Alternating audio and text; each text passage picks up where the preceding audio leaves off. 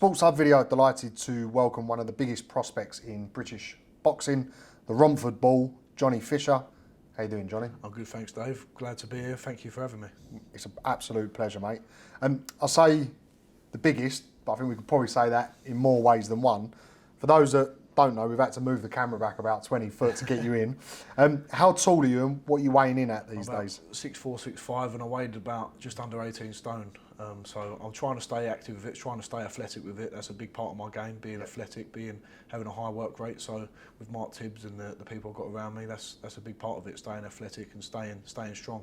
Do you think that'll be the kind of weight that we see you progress with? Yeah, I think so. I'm probably most comfortable at 17.5. That's what I've fought at recently. But wherever I progress, I'm still growing. I'm only just turned 22, so I've got a long way to go in terms of my growth anyway. What are some of the things that you have to do to ensure you stay on that? Yeah, so I've got a nutritionist, Paul Parker Performance. He watches all my calories and things like that. I don't stick to it strictly, but we have general rules, and I've got to hit sort of 6,500 calories a day if I'm having a hard day training. So it can be fun eating all that food, but other times you're like, it's 10 o'clock at night and you've got to fit another massive meal in. You just want to go to sleep, but that's part of the trials and tribulations of being a professional boxer, I suppose. Absolutely, and a heavy one at heavyweight. Not a heavy one, a heavyweight one at that. Exactly. What does 6,500 calories look like in real food terms? Well, I wake up. I don't really try and eat too much before I train, but recently I've been going to the Cafe Royale right near where I live.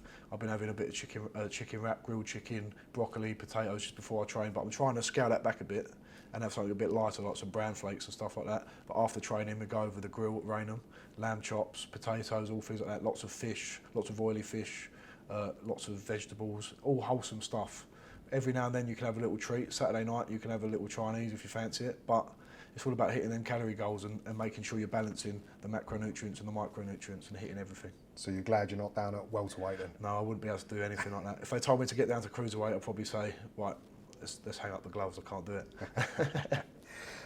When measuring up like that, heavyweight boxing sounds an obvious choice, but what sports growing up were of interest to you, and how did you come to boxing? Well, yeah, I've always played football like most people. I played football from a young age. I was a good district player. I played for Havering. We won the Essex Cup, captained my school football team. But rugby came into it as well. When I went to sixth form, I went to Cooper's Coburn sixth form, played rugby there, and then from there, I actually broke my hand. The first game I ever played for Cooper's Rugby. So I didn't realise what was wrong, but because I knew I couldn't punch, I started playing for XT Uni Rugby as well, which is a great standard. The first game we turned up to for a little training game, Jack Nile and Henry Slade have obviously played for England and the British Lions. They were training us, so it was a great environment for anyone who wants to play rugby. And I think that experience of playing rugby at a high level and with all these sort of facilities around it, that did prepare me very well in a weird way for boxing as well. What do you feel you learnt most from rugby, for example, that's kind of stood you in good stead? I think you've got to take personal responsibility as an athlete, especially in boxing, and I learnt that even as an individual in a rugby. It's great being part of a team, but you've got your own gym programs, you've got your own diet to be on top of, and especially at university when you've got all the temptations to go out drinking with your mates. I did go out, but I didn't get drunk at all, really. I didn't drink, and I think personal responsibility as an athlete is a big thing, especially in boxing, because unlike other sports, it's not just about your performance, but it's about your health as well at the same time.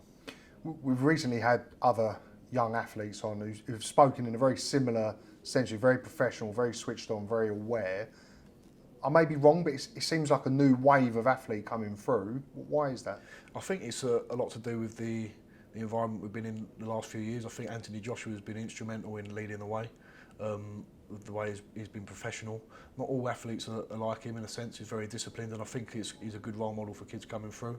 But there's other ones in the mix as well. I think we've got a good bunch of heavyweights in boxing. I'm talking specifically Dillian White, Tyson Fury. They've all got their own sort of personalities, and I think that inspires a lot of children and a lot of young athletes coming through.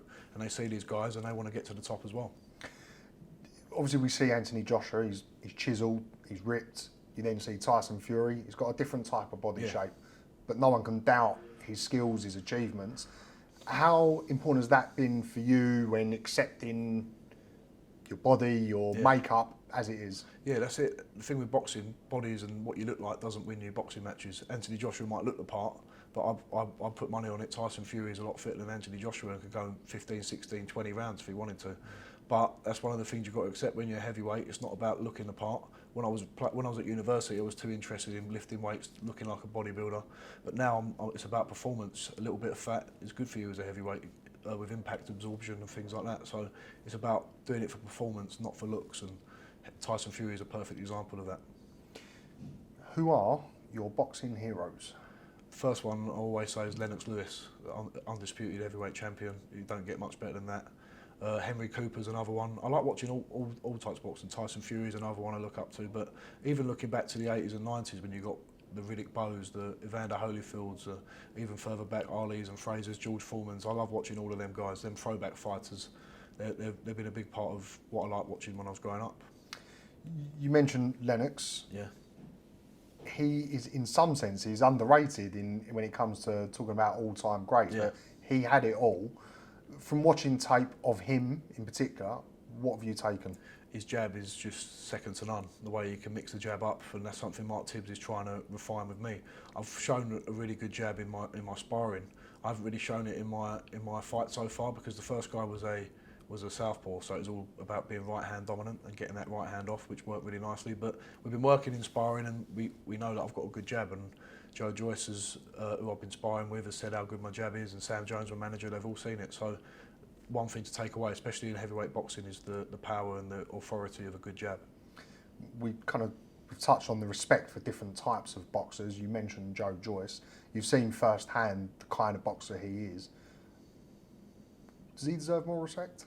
Yeah, I think he's quite underrated, not by people in the boxing circle, but for boxing casuals, people who watch it. They don't really give him the credit he deserves because he doesn't look slick, he doesn't look measured, and a fantastic style that people think, oh yeah, that's a really slick boxer. But it's effective, it's strong, it's powerful, and it's relentless. And trust me, when you're sparring someone like that or fighting someone who doesn't stop coming forward, got an unbelievable chin, he deserves all the respect, and I think he is slowly getting that now, and hopefully he's on the verge of that world title shot.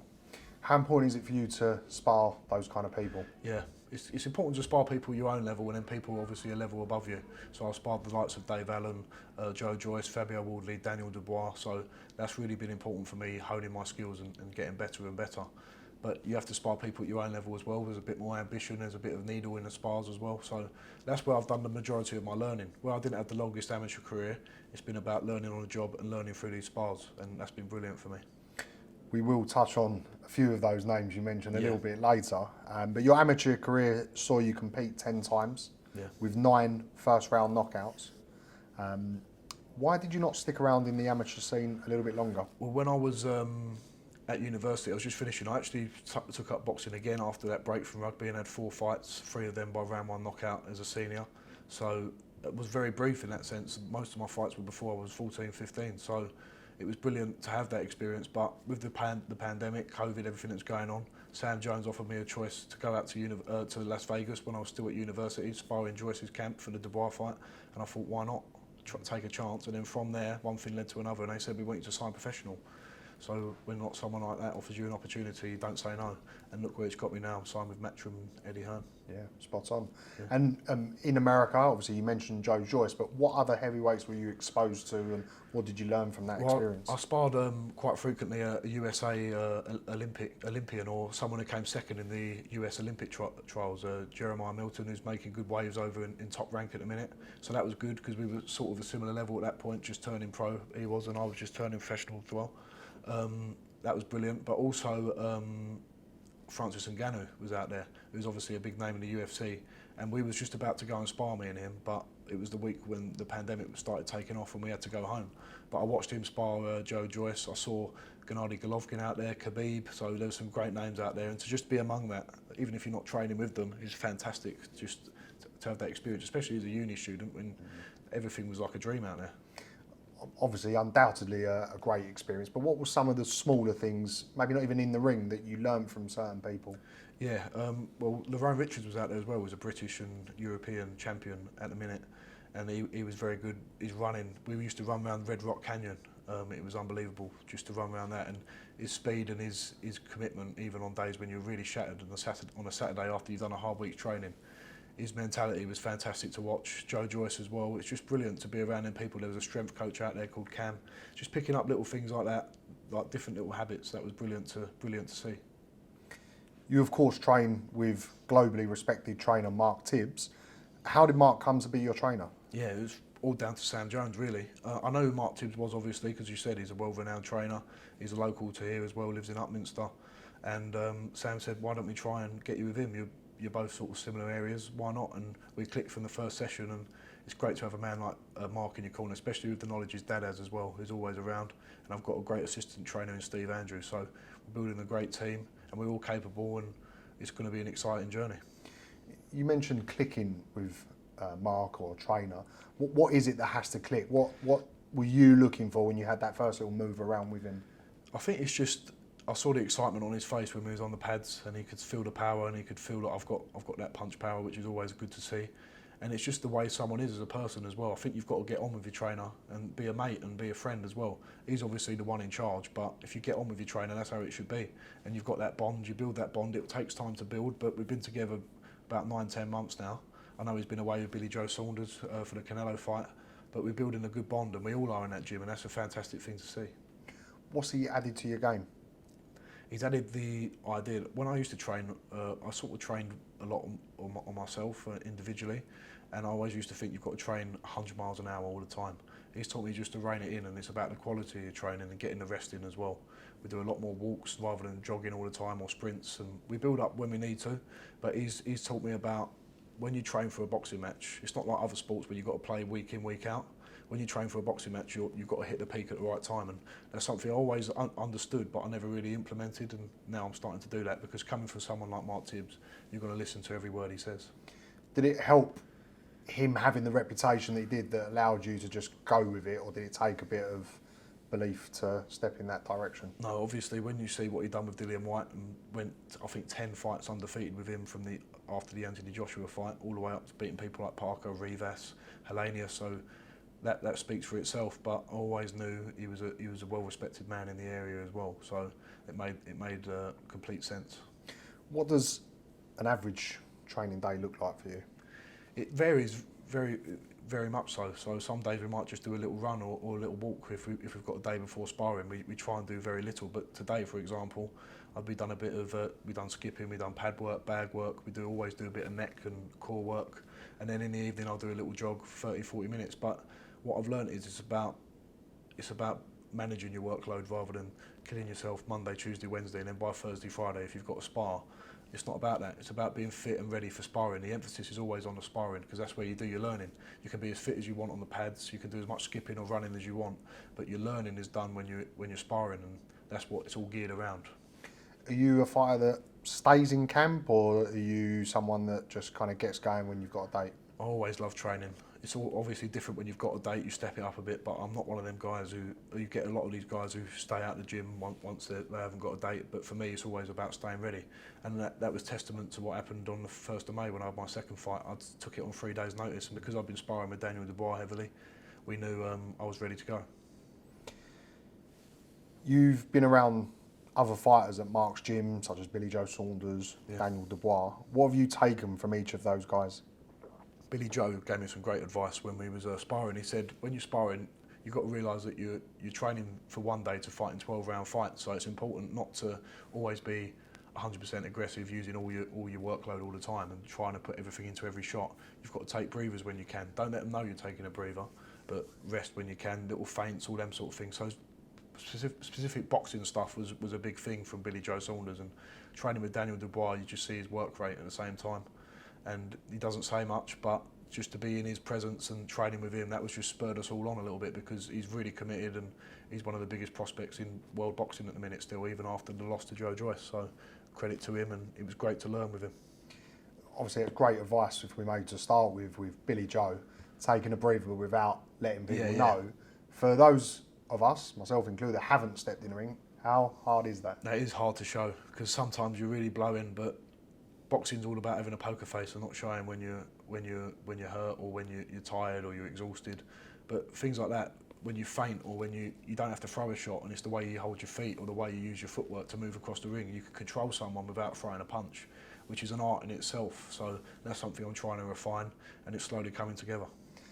Does the power play a part in that? Maybe not even through a shot, but by them thinking it may be coming? So it helps, obviously, if you're a heavyweight who's got power and who can carry heavy-handed shots.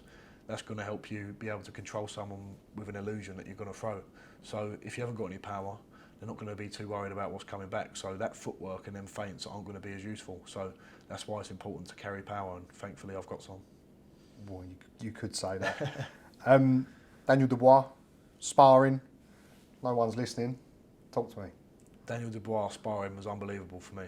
I sparred him for about 6-7 weeks. The first spar, Daniel was brilliant. He controlled the spar probably, but then every spar after that, I took something else away, and that was to be expected the first spar, because he's had 14, 15 fights. I'd had one fight at that point, and it was brilliant that I could hold my own in there with him for 6 rounds. And then every spar after that, my assistant coach Steve was with me at that time, and Jimmy Tibbs, well, Mark was away, and they said every time he was adding something else, and they was getting more and more competitive, and it was brilliant to see. And what that showed to me was I can learn quickly, and I can soak information up really well, and that was a good sign, and that's why my coaches have got good faith in me as well. What kind of things did you take from each fight? What was you adding to your game? Yeah, so coming back to the jab, it was about varying the jab and not just throwing it at one pace all the time or throwing heaviness into every shot. One thing I'm going to take away from the second fight is, because I sort of knew not much was coming back from that opponent as it was such short notice, you don't have to throw power into every shot. I was trying to do that in that fight, which was winning me the fight, but sometimes you've got to surprise an opponent, and as you step up the levels, you've got to vary that power, because the one that they don't see or the one that surprises them is often the one that takes them out. Your power is undoubted, but fighters with power can sometimes struggle to receive the respect they deserve for their pugilism, their boxing skills. Tell us about Johnny Fisher, the boxer. Yeah, so what Mark's been speaking to me a lot, I've been picking him up to go to training a lot recently, and when we have them half-hour discussions in the car on the way to training, it's brilliant, because he says, you're not just a boxer, you're not just a puncher. There's something called a boxer puncher, and no one better than that was Lennox Lewis. So, as you said, people like Deontay Wilder don't get the respect they often deserve because they've got huge power. Nobody sees the way he actually sets a shot up in the first place, and he does use his jab really well. He might not be the best boxer in the world, but there's still an element of boxing behind being a power puncher.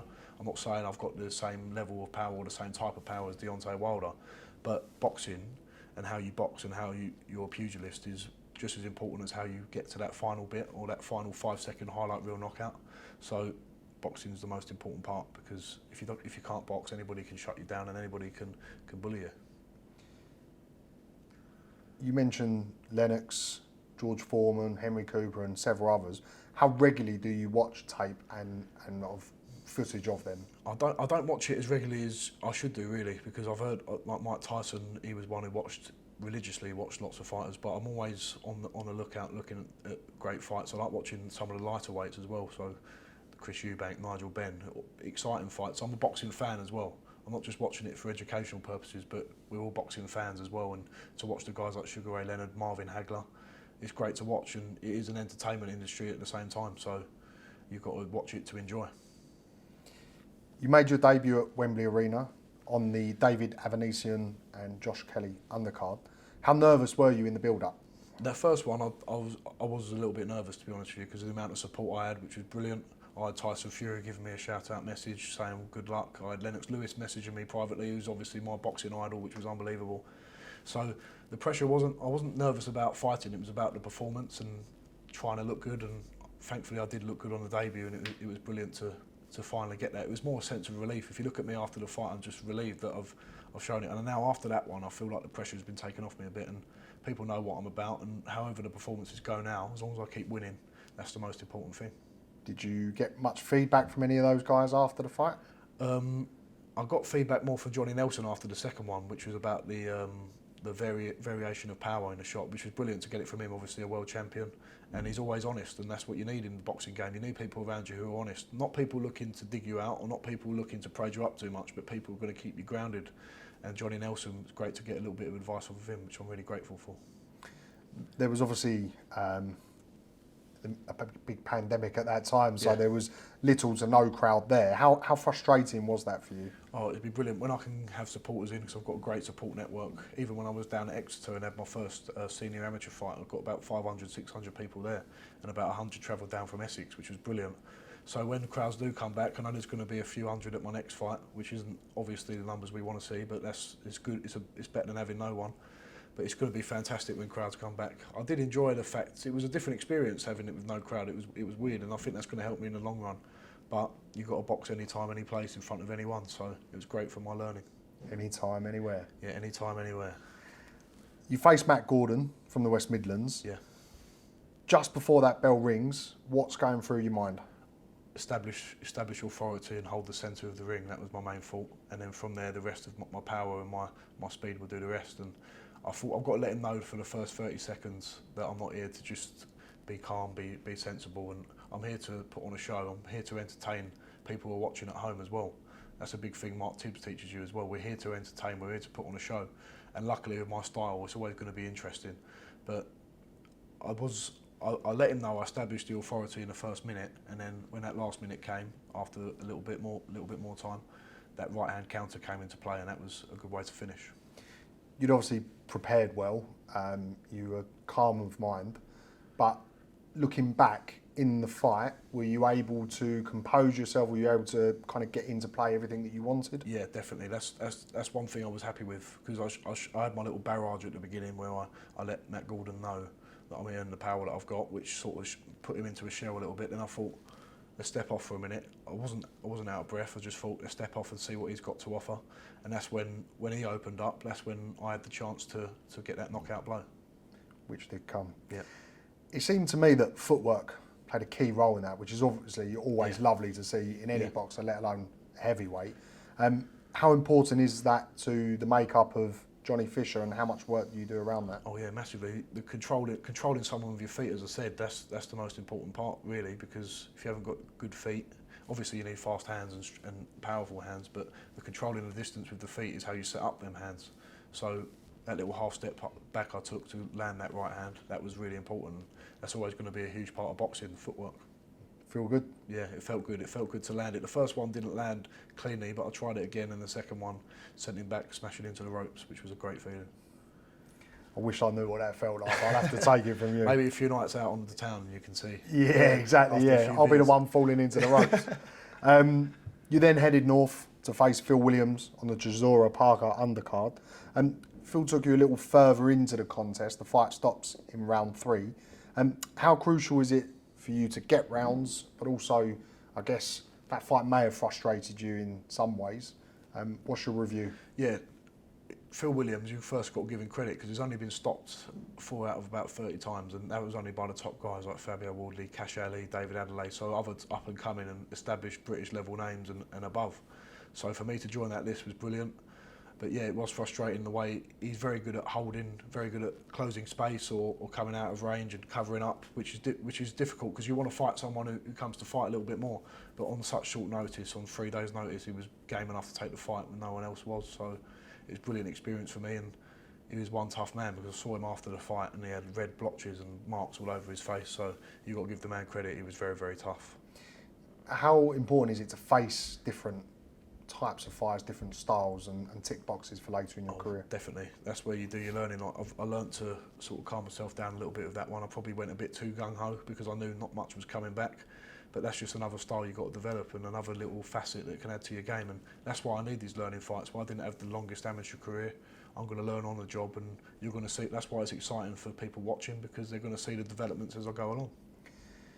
You obviously come away from these fights, you're buzzing, you've got the win, stoppages, it's all great news.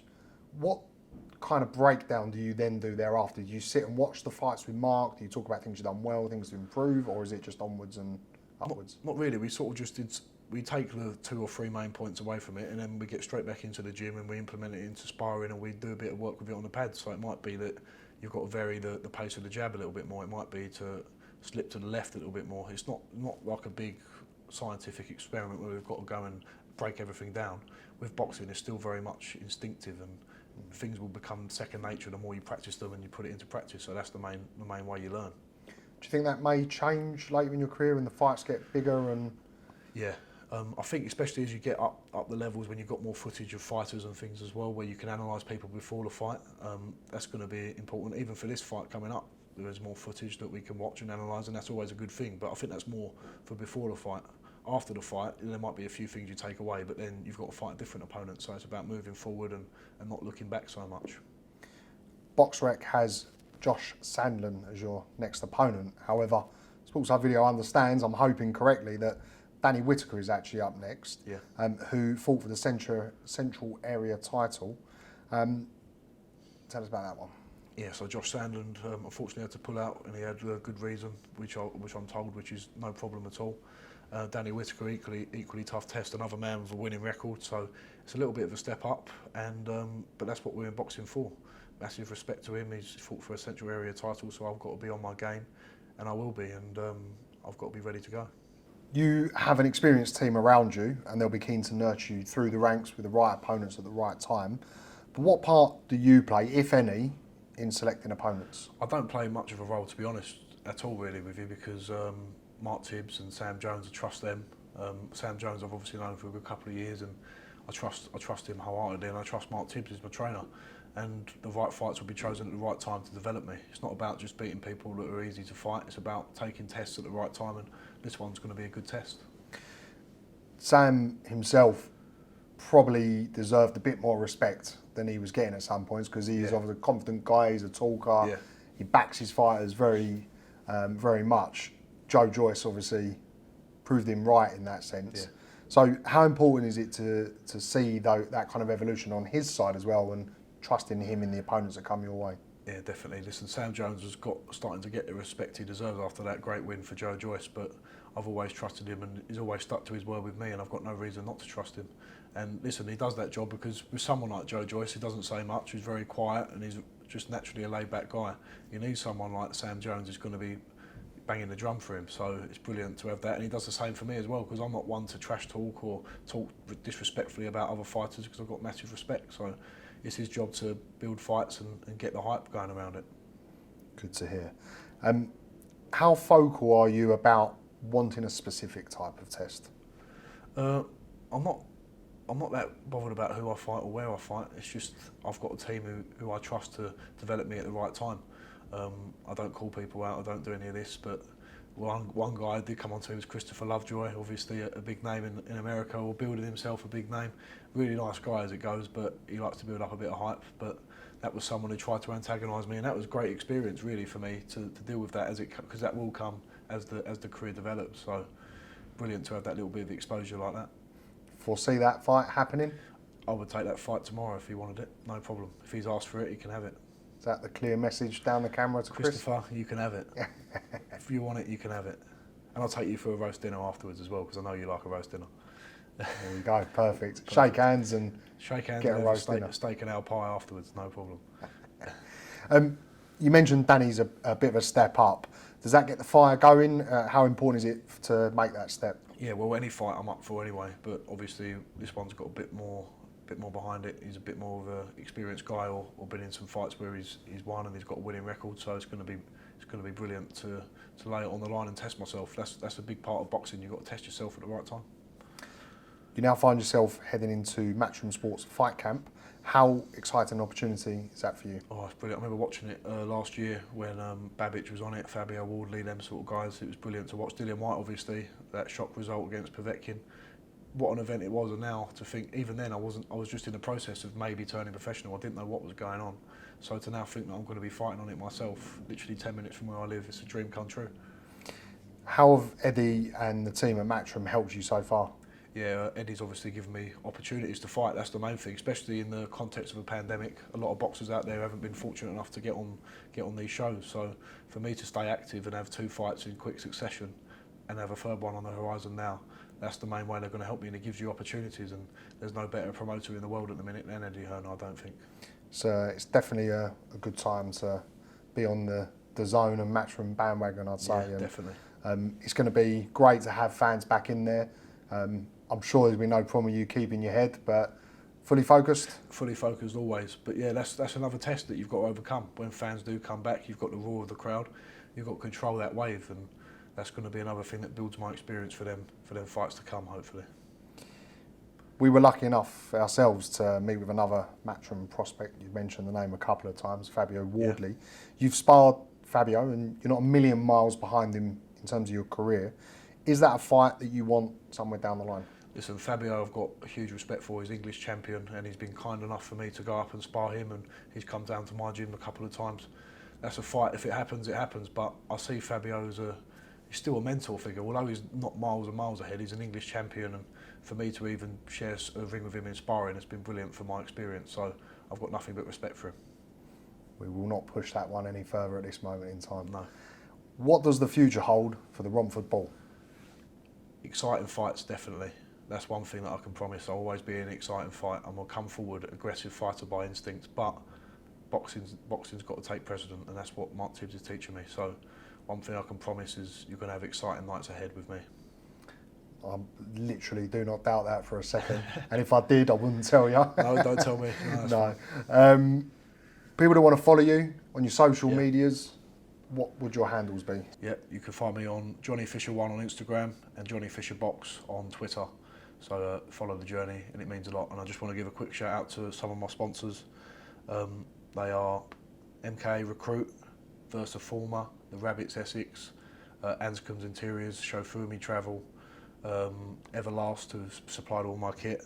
We've got Origin Health and Fitness at the gym in Rainham, Essex Fire and Essex Thermal Services, the Steel Team, Osteria, Duamici, a restaurant in Upminster, VIP HQ Essex. I've got so many to mention: Next Gen, Office Supplies, Anscombe's Interiors, Rayful's Restaurant. I've got a few more. I'm trying to list them all, but they all know who they are. Wickman, who are a great tool company who have supported me the whole time. Thank you all for your help. You all know who you are, and it's brilliant to have you on the journey. Thank you. Johnny, thank you for being with us. We wish you all the very best. This is not going to be a short journey. We're with you all the way and wish you all the very best. Thank you very much for your support. It means a lot. Thank you for having me on.